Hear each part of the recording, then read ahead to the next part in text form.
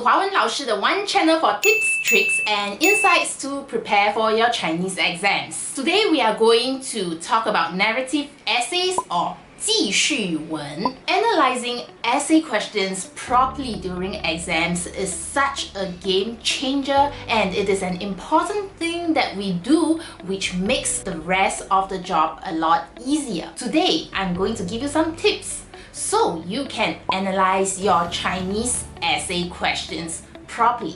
The first tip is to highlight all the important keywords in the question that has to be shown in the plot of your essay. Some students might just skim through the questions without really putting their focus on all the keywords and driving all these keywords into the plot of the essay. Hence, it's easy to drift away as we write. Tip number 2. Check the e-dictionary for any of the unfamiliar words you see in the question. This is a very important step that students gloss over, and sometimes, despite not understanding the words even after checking the e-dictionary, some students may still want to attempt the question. This is why it is easy for some essays to be written off point. If you want to know a bit further about how not checking the words properly has led to students writing off point or not choosing the questions wisely,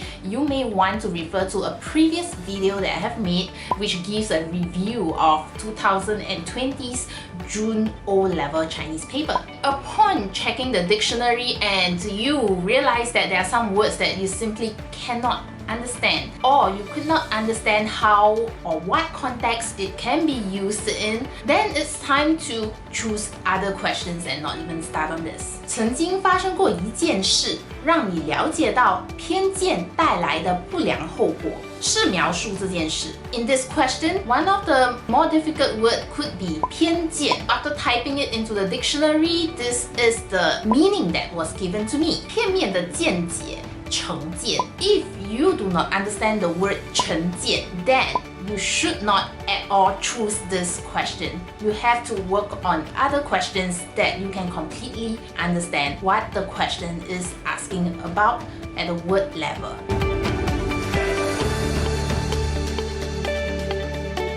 Sometimes to get the context of what the vocabulary mean, you may want to look at some of the examples that the e-dictionary provides. If the sentence in the e-dictionary have a proper context and you do not have a choice with other questions because you don't understand them well, this might be a better bet for you. For example, if the sentence that is given to you, 他们对外地人有偏见, and you could guess that 偏见 means prejudice, then go ahead and attempt the question. Tip number 3 is to think about the theme of the story before you even begin writing. So look at the question in detail and understand what kind of theme do we want the reader to take away upon reading your story. For example, 曾经发生过一件事让你了解到偏见带来的不良后果. In the past, something has happened that helped you understand the consequences of having prejudice against other people.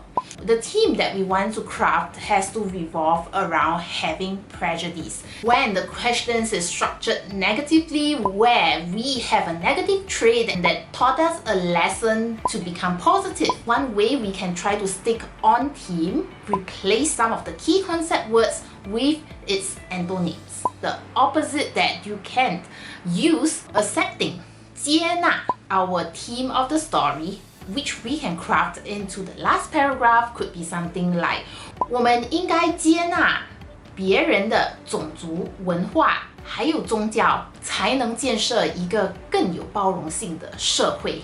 We should be accepting of other people's race, culture, and religion so as to build a more inclusive society.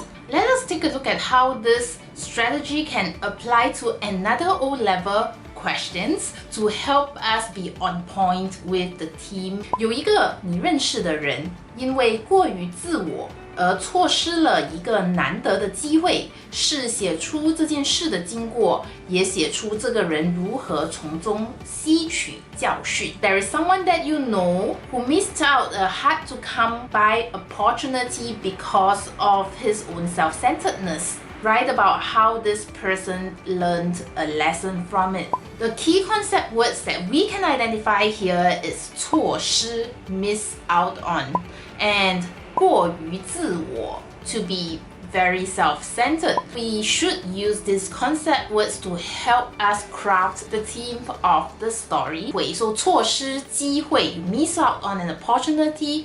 把握机会 you grab an opportunity. 过于自我 overly self-centered. 团队精神 teamwork. Craft the theme to be something like 有时我们会因为过于自我而错失宝贵的机会，要真正的把握机会，我们要有团队精神，懂得跟别人相处与合作，才能够更好的发挥自己的长处。This is just one strategy that I propose to help you stay thematically on point. Tip number 4. Label all these important keywords and make sure that you allocate at least one paragraph in your story plot to show these keywords. If the keyword is the main bulk of the story, you should be at least writing 2 to 3 paragraphs to showcase the keyword. This strategy helps you to perpetually look back at the question and understand what the questions want to assess you on. Finally, as you're analyzing the question, you can quickly scribble some of the words that you brainstorm or comes into your mind, so you may be able to start writing and always refer back to the story. Always allocate at least 5 minutes for essay planning, so you ensure that you are progressing with a story plot that you have confidence and would not have to abort your story in the middle of your writing. That could save you a lot of trouble just by having the end in mind. If you're interested to find out a bit more about composition writing, how you use transitional phrases, you can check out my previous video on important phrases for composition writing. Also keep a lookout for my next video which talks about the common mistakes students make for composition writing. We'll see you next time. Bye!